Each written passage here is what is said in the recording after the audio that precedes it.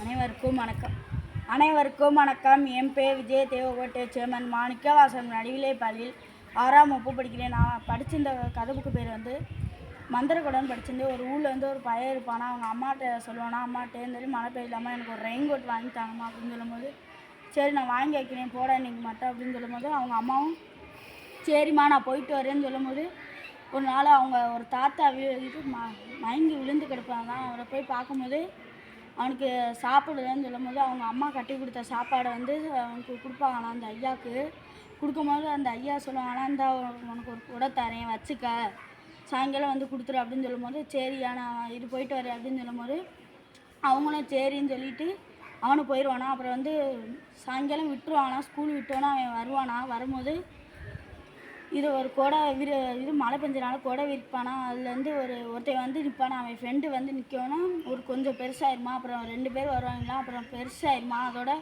நிறையா பேர் வந்து நிற்கும் போது அவன் ஃப்ரெண்டு ஒரு வீட்டிலே போய் விட்டுட்டு வந்துடுவானா.